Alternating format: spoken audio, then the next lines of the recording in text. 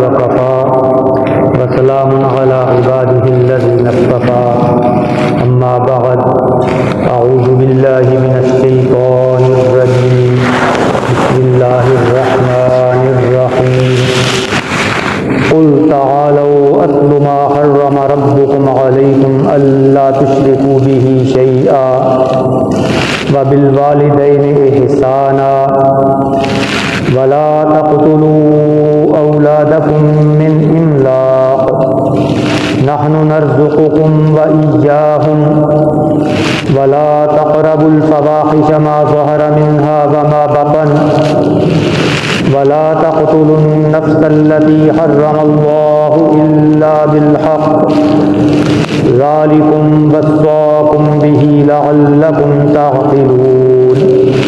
सदक़ल्लाहुल अज़ीम।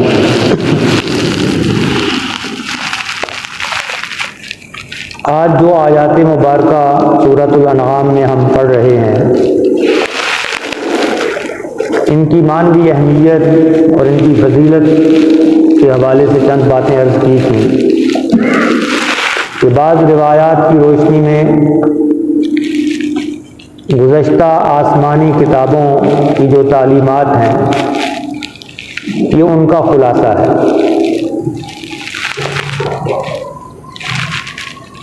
एक रिवायत के मुताबिक तौरात के जो 10 अहकाम थे, अहकाम आशरा, 10 कमांडमेंट्स, वो यही थे जो इन 2 आयात में बयान हुए हैं। एक आयत हमने आज पढ़ी है।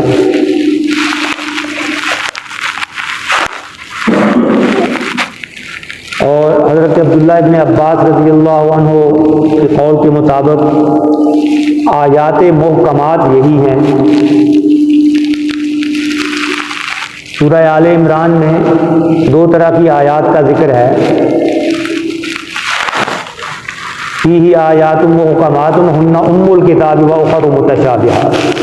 कुरान पाक में कुछ मुहकम आयात हैं जो उम्मुल किताब हैं, जो किताब की असल हैं, और कुछ दूसरी आयात हैं जो मुतशाबिहात, जिनके मफ़हूम को कतइयत के साथ मुतय्यन करना वो हमारे इल्म और हमारे हवास के बस में नहीं।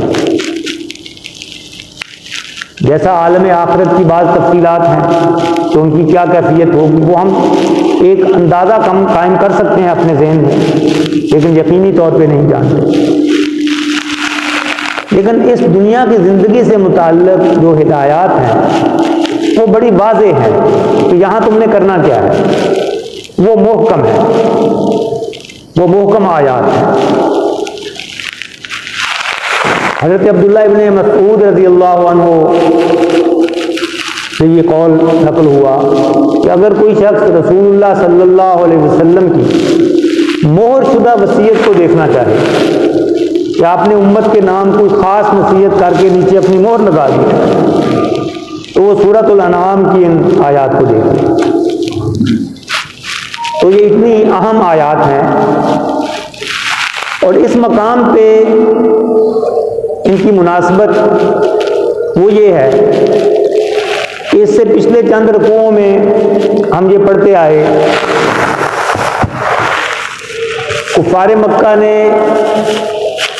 अपनी ख्वाहिशात की पैरवी में अपने गुमान पर कुछ हलाल चीज़ों को हराम कर रखा था, कुछ हराम चीज़ों को हलाल कर रखा था अपने लिए, और उसमें वो ऐसे औहाम और खराफात का शिकार थे, बड़ी बारीक बीनियों में चले गए थे, तो उसको दीन का जुज़ समझते थे, हालांकि वो अपने घड़ी हुई बातें थी उनकी। तो पहले तो उन सब की नफ़ी की गई कि तुम्हारे ये ख्यालात ये गलत हैं, इनकी तायीद में कोई वही मौजूद नहीं है, कोई इल्म मौजूद नहीं, कोई दलील मौजूद नहीं। अब उनको मुतवज्जे किया जाता है कि तुम जिस मिल्लत इब्राहीमी का नाम लेते हो उसमें असल चीज़ें जो हराम करार दी गई थी वो क्या थी, वो आओ तुम्हें बताते हैं। कुल तआलौ अत्लु मा हर्रम रब्बुकुम अलैकुम, आओ, इनसे कह दो, पहले है कुल, कह दो आओ मैं तुम्हें पढ़ के सुनाऊं या बताऊं कि तुम्हारे रब ने तुम पर क्या चीजें हराम की।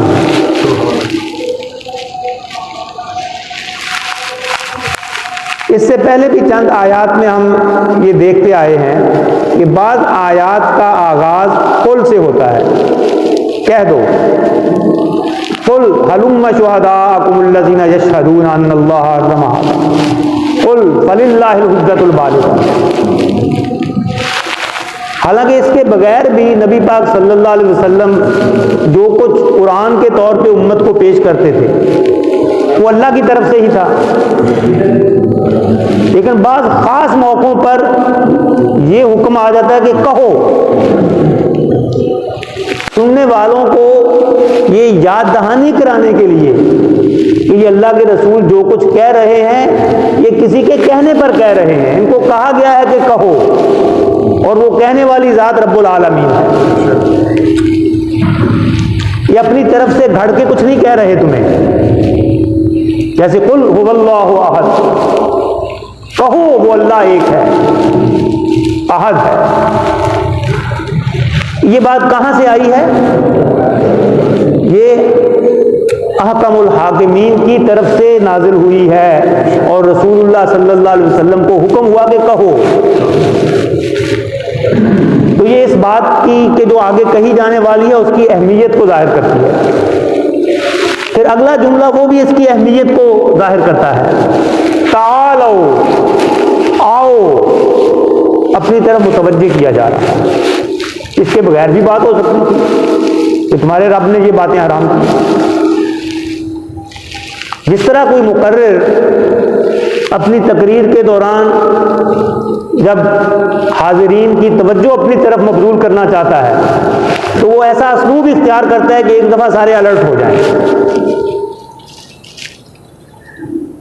कभी वो कुछ कहेगा, कभी कुछ कहेगा। तो अरबी में यही खिताबत के असलूब में से है कि जब कोई आदमी लोगों को अपनी तरफ मुतवज्जे करना चाहता है तो वो कहता है आओ मैं तुम्हें बताऊं। और ख़ास तौर पर ये इस पस मंज़र में होता है कि कहने वाला किसी बुलंद जगह पे खड़ा है, वो किसी नुमाया मकाम पर है और वो दूसरों को अपनी तरफ बुला रहा है। ये बुलंद मुकाम, ये बुलंदी, ये ज़ाहिरी और हिस्सी तौर पे भी होती है कि वो किसी टीले पर हो। ये मस्जिदों में जो मिंबर है ये भी इसीलिए है कि खतीब जो है वो थोड़ी बुलंदी पे होता है, और हमारे यहाँ तो मिंबर कम बुलंदी पर हैं। तुर्की की मसाजिद में हमने देखा कि वहाँ तो खतीब को काफ़ी सीढ़ियाँ चढ़ के ऊपर जाना पड़ता है।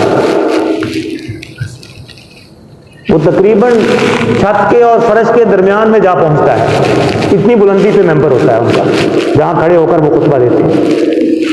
दोबारा, और ये बुलंदी मानवी बुलंदी भी होती है कि मैं जिस मकाम से तुमसे मुखातब हूं वो मकाम ऊंचा मकाम है, वो मकाम रिसालत से बोल रहा हूं। तालो, आओ मेरी तरफ।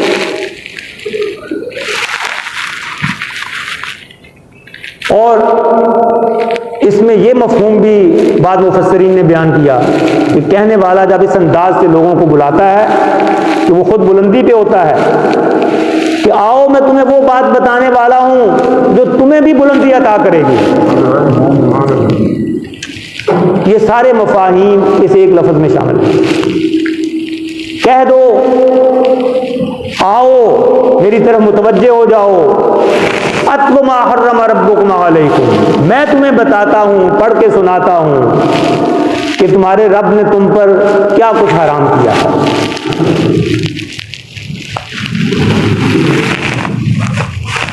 अब इसके बाद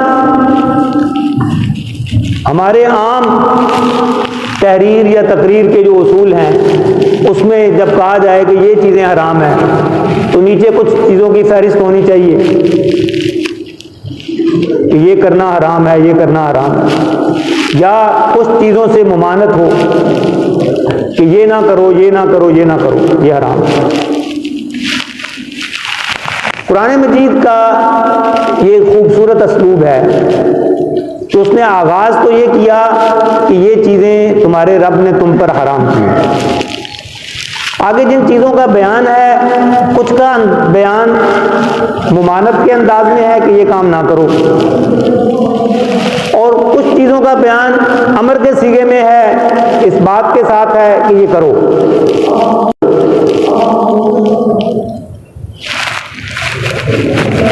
तो ये एक आम सी बात है कि जब किसी चीज से मना किया जाता है तो उसके अंदर ये मफहूम शामिल होता है कि जो इसकी जिद है वो करनी है। जैसे वो कोई किसी को कहे कि बैठना नहीं,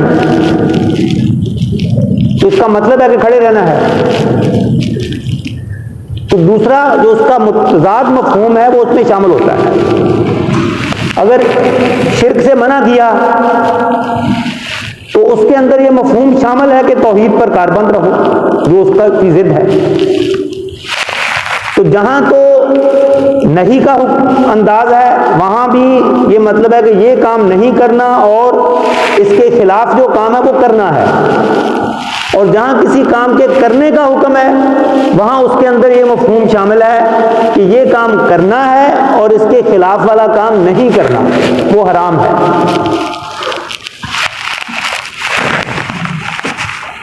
तो इन अहम बातों में सबसे अहम पहली बात वही है जो होनी चाहिए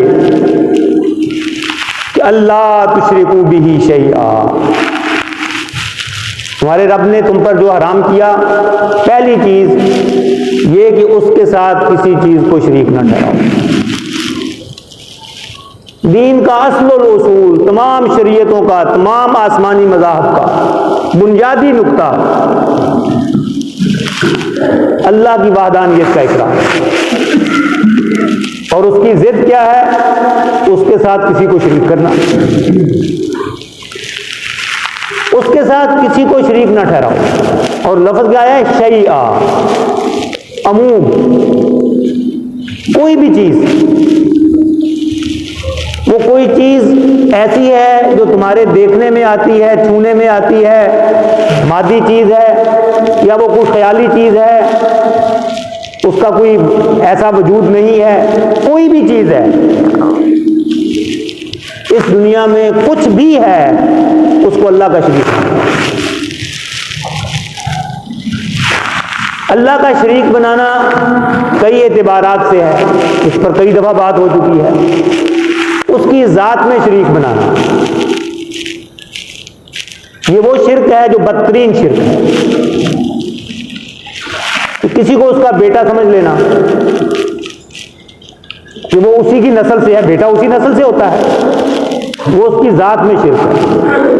किसी को उसकी बेटी समझ, यह है जात में शिर्क। दुनिया की किसी चीज को उसकी जात के साथ बराबर ना करो। दूसरा है सिफात में शिर्क। जो सिफात उसकी हैं, उसका इल्म, उसकी कुदरत, उसकी ताकत, उसमें किसी को उसके बराबर ना समझो। दुनिया में और कहीं भी किसी दर्जे में भी कोई इल्म पाया जाता है तो वो उसका अता करता है, किसी का जाती इल्म नहीं है। हाँ, वो कोई नबी है या रसूल है या वली है, वहीं से मिला है अगर किसी को मिला है, और वो उसके इल्म के मुकाबले में बहुत महदूद है। जिसकी मिसाल यूं दी गई कि एक चिड़िया समुद्र में से एक कतरा पानी पी लेती है तो उस कतरा पानी को जो समुद्र के पानी से निस्बत है, सारी दुनिया के इकट्ठे इल्म को अल्लाह के इल्म से निस्बत है। उसके इल्म में, उसकी कुदरत में, उसकी ताकत में, और उसकी जितनी भी सिफात हैं, उसकी सुनने की सिफत है, जिस तरह वो सुनता है ऐसा कोई नहीं सुनता। वो बैक वक्त सारी दुनिया के इंसान अपनी अपनी बोली में उसको पुकारें तो वो सबको ऐसे सुनता है जैसे मैं किसी एक आदमी की बात सुनता हूं, उससे भी ज्यादा। मेरे सामने 3 आदमी इकट्ठा बोलें तो कुछ समझ नहीं आएगा मुझे, लेकिन अल्लाह का सुनना वो इंसानों के सुनने से बहुत मुख्तलिफ है। ये उसकी सिफात है, उसकी सिफात में किसी को उसका शरीक ना बनाओ। फिर ये कि उसके हकूक में या उसकी इबादत में उसका ये हक है कि उसकी इबादत की जाए, उसकी कामिल बंदगी इख्तियार की जाए। इसमें अगर आप उसके साथ किसी और की भी बंदगी कर रहे हैं तो गोया उसको अल्लाह का शरीक बना रहे हैं। किसी ऐसे मामले में जहां अल्लाह का वाज़ेह हुक्म मौजूद है और किसी दूसरे का कोई और हुक्म है और आप अल्लाह के हुक्म को छोड़कर उस दूसरे के हुक्म को मान रहे हैं, आपको इस बात की फिक्र पड़ गई है कि ये नाराज ना हो जाए मुझसे, तो आपने उसको अल्लाह के बराबर समझ लिया है। ये हक तो सिर्फ अल्लाह का है तो उसके बारे में परेशान हुआ जाए कि वो नाराज ना हो जाए, उस दर्जे में किसी और का यह हक नहीं है।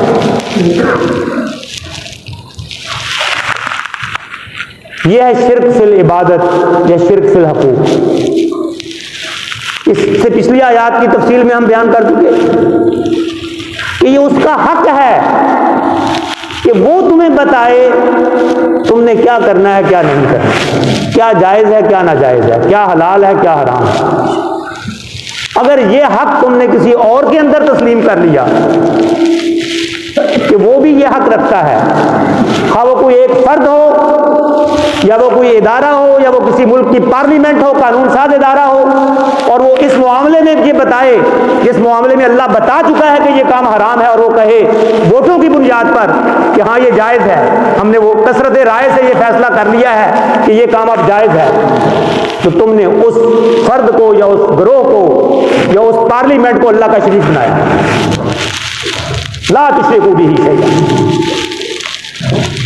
उसके साथ किसी को शरीक ना बनाओ, यह हराम है। किसी भी अंदाज में अल्लाह के बराबर किसी को शरीक कर समझना। तुम्हारा मोहब्बत का, चाहत का जो ताल्लुक अल्लाह के साथ होना चाहिए वो उसके सिवा किसी और के साथ नहीं होना चाहिए। जो महबूब होता है उसकी खातिर दुनिया जहान की नाराजी मूल ली जाती है, तो ये हक सिर्फ अल्लाह का है कि उसकी खातिर बाकियों को नाराज किया जाए। किसी और का यह हक नहीं है कि उसकी खातिर अल्लाह को नाराज कर लिया जाए। वो सारी खुदाई भी अगर मेरे मुखालिफ, काफ़ी है अगर एक खुदा मेरे लिए। ये है वो मकाम तौहीद का और शिर्क की नफी का कि सारी दुनिया भी आपसे से नाराज हो जाए, वो एक अल्लाह नाराज ना हो, उसकी फिक्र हो। फिर इस शिर्क की ज़ाहिरी शक्लें भी हैं और बातनी शक्लें भी हैं, जिसको शिर्क जली या शिर्क खफी कहा गया। ज़ाहिरी शिर्क तो ये है कि किसी के आगे झुके हुए हैं, सजदा कर रहे हैं, किसी को पुकार रहे हैं अल्लाह के सिवा। ये अल्लाह का मकाम है कि असबाब से मावरा होकर उससे मदद मांगी जाए। असबाब नहीं मौजूद हैं, बेबसी का आलम है, तो मदद के लिए पुकारना है तो अल्लाह को पुकारना है। वो असबाब के बगैर मदद करने पर कादिर है। अगर किसी और के बारे में ये सोचा कि वो भी असबाब के बगैर मदद करने पर कादिर है तो उसको अल्लाह के बराबर समझ लिया। तो ये तो ज़ाहिरी शिर्क अगर कोई ऐसा कर रहा है। शिर्क खफी ये है कि बज़ाहिर अल्लाह ही की बंदगी कर रहे हैं, लेकिन दिल के अंदर मकसद या नीयत वो अल्लाह के सिवा, अल्लाह की रज़ा के सिवा कोई और नहीं है। जिसकी नुमाया मिसाल रियाकारी है। मन सल्ला युराई फ़क़द अशरका, मन सामा युराई फ़क़द अशरका, व मन तसद्दक़ युराई फ़क़द अशरका। जिसने नमाज पढ़ी दिखावे के लिए कि कोई मुझे देख रहा है, वो मेरे बारे में अच्छी राय कायम कर लेगा कि बड़ा मुत्तकी है, इसकी नमाज बड़ी खुशू खुजू वाली है, तो मैं उसने शिरक किया। जिसने रोज़ा रखा दिखावे के लिए उसने शिरक किया, जिसने सदका किया दिखावे के लिए उसने शिरक किया। आप किसी जगह नमाज पढ़ रहे हैं, अकेले पढ़ रहे हैं, और आपकी नमाज की एक कैफियत है, और फिर आपको महसूस हो कि यहाँ दो आदमी आके बैठ गए हैं जो मुझे देख रहे हैं, वो आपके ताल्लुक वाले हैं, और आपकी नमाज की कैफियत बदल जाए,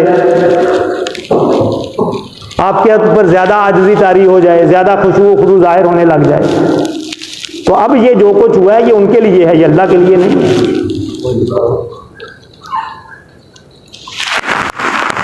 अल्लाह तुश्रिकू बिही शैया, ये है कि अल्लाह के साथ किसी को भी शरीक ना करो, किसी भी माने में, किसी भी अंदाज में, किसी भी सतह पर। दूसरी चीज क्या है? दूसरी चीज क्या है? व बिल वालिदैन इहसाना, और वालिदैन के साथ अच्छा बर्ताव करो, उसमें सलूक करो। अब यहां फर्क नोट कर लें। पहली बात थी नफी के अंदाज में कि अल्लाह के साथ किसी को शरीक ना बनाओ, और यहां मुस्बत अंदाज में हुक्म है कि वालिदैन के साथ उसमें सलूक करो। तो इसका भी मतलब क्या है कि उनके साथ बुरा सलूक ना करो, उनके साथ बुरा रवैया इख्तियार करना वो गोया हराम है, हराम के दर्जे में।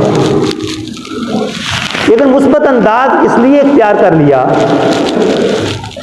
हमारे अंदाजे के मुताबिक, बाकी तो अल्लाह बेहतर जानता है, कि अगर सिर्फ ये कहा जाता कि वालिदैन के साथ बुरा सलूक ना करो, तो इसमें बात शायद कुछ लोगों को समझ ना आती कि ठीक है मैं उनके साथ कोई बदतमीजी नहीं करता, लेकिन उनको वक्त भी नहीं दे रहा, उनकी ज़रूरियात का ख्याल भी नहीं कर रहा। उनका हक सिर्फ इतना नहीं है कि उनके साथ तुम बुरा सलूक ना करो, उनका हक इससे आगे है कि उनके साथ अच्छा सलूक करो, ये उससे अगला दर्जा है। तो कहीं ये नजरों से ओझल ना हो जाए, लोग यहीं पर ना ठहर जाएं कि बस बुरा सलूक नहीं करना। तो यहां दूसरा असलूब इख्तियार किया गया, ला व बिल वालिदैन इहसान। और कुरान मजीद में और भी मकामात पर हैं जहां अल्लाह रब्बुल इज़्ज़त ने तौहीद या शिरक के बयान के साथ ही वालिदैन के हक़ूक़ का जिक्र किया है।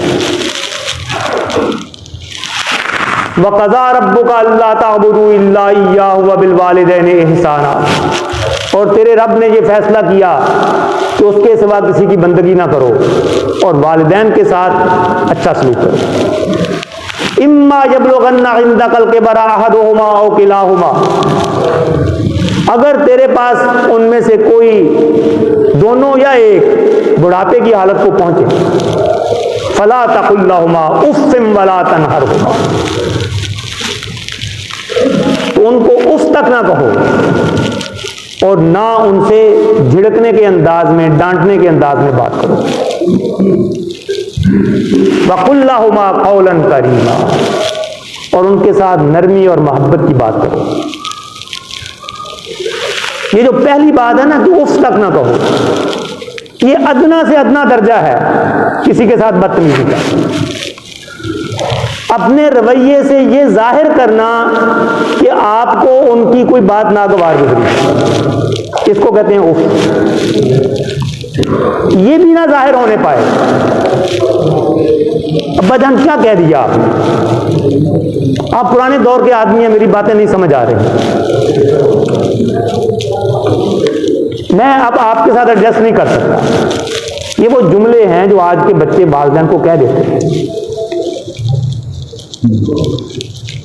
नए जमाने में आप हमको पुरानी बातें सुना रहे हैं। आपका दौर गुजर चुका है। फला तकुल लहुमा उफ, ऐसा कहने से वालिद के दिल पे क्या गुजरती है।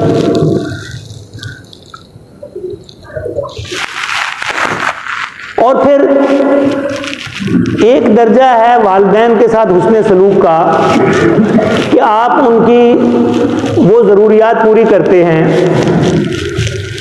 उनकी जो मादी ज़रूरियात हैं, उनके खाने पीने का ख्याल रखना, उनके आराम का ख्याल रखना, उनके लिबास का ख्याल रखना,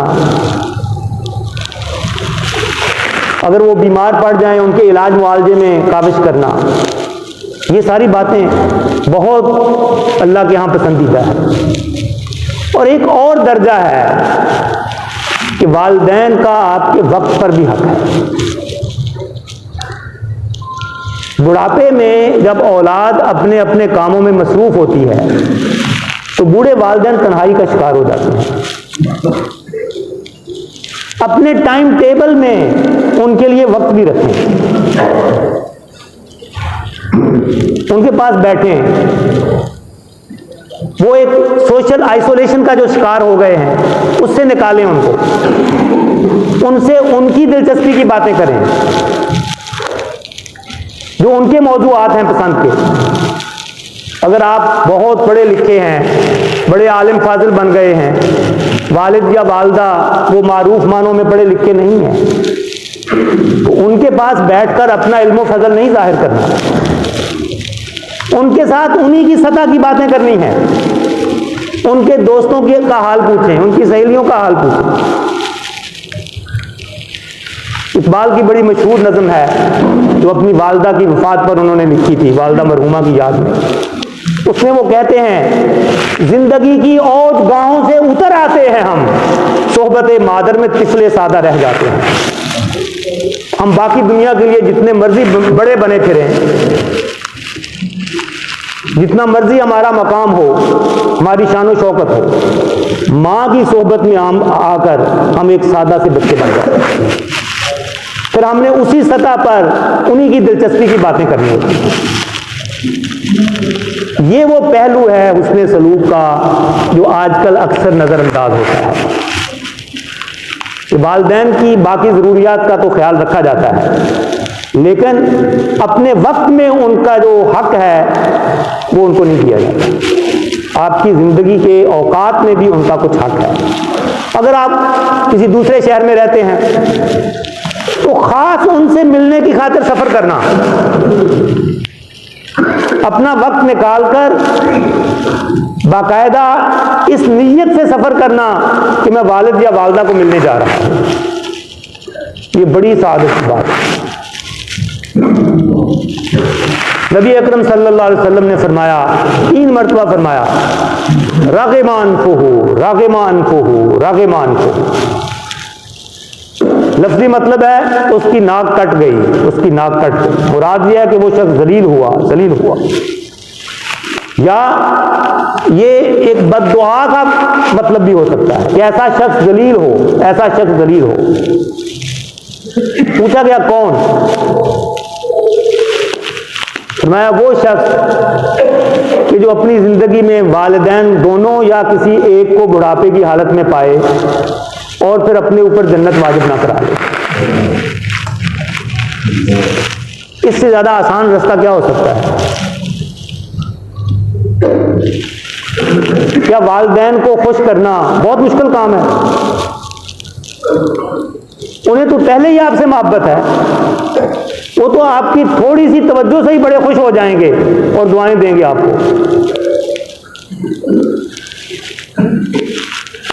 तो जिस शख्स ने वालिदैन के होते हुए भी अपने लिए जन्नत वाजिब ना करा ली अल्लाह से, उनकी खिदमत करके, उनको खुश करके, उनसे अच्छा सलूक करके, ऐसे शख्स के बारे में नबी अकरम सल्लल्लाहु अलैहि वसल्लम की या खबर है कि वो जलील हुआ, उसकी नाक कट गई, और या उसके बारे में बद्दुआ है तो ऐसा शख्स जलील हो।